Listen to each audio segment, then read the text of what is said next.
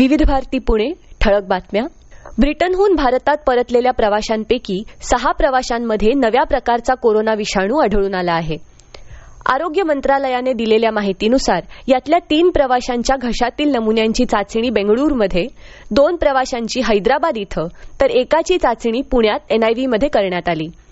या सर्व रुग्णांना संबंधित राज्यातल्या आरोग्य केंद्रांमध्ये स्वतंत्र खोल्यांमध्ये विलगीकरणात ठेवण्यात आलं आहे.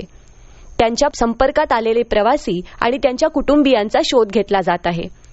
इतर काही नमुन्यांची तपासणी सुरू आहे आणि परिस्थितीवर बारीक लक्ष ठेवलं जात असल्याचं आरोग्य मंत्रालयानं म्हटलं आहे.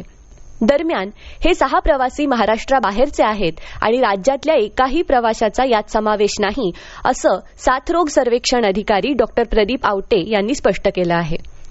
मावळत्या वर्षाला निरोप देऊन नववर्षाचं स्वागत करताना कोणत्याही प्रकारची गर्दी टाळण्यासाठी पुणे जिल्हा प्रशासनानं अनेक प्रकारचे निर्बंध जारी केले आहेत. कोरोनाच्या पार्श्वभूमीवर महापालिका हद्दीत मोठ्या प्रमाणावर निर्बंध लागू आहेत आणि शहरातल्या तरुणाईनं लगतच्या ग्रामीण भागाकडे वळू नये यासाठीही विशेष काळजी घेण्यात आली, म्हणून प्रतिबंधात्मक आदेश जारी करण्यात आले आहेत. वन विभागानेही आपल्या हद्दीत पार्ट्यांचं आयोजन होऊ नये यादृष्टीनं खबरदारी घेतली आहे.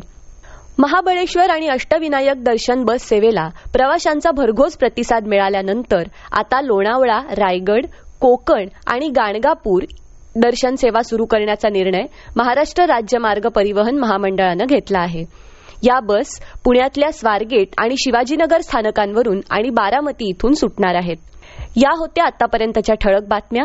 यानंतरच्या ठळक बातम्या 11:58 मिनिटांनी.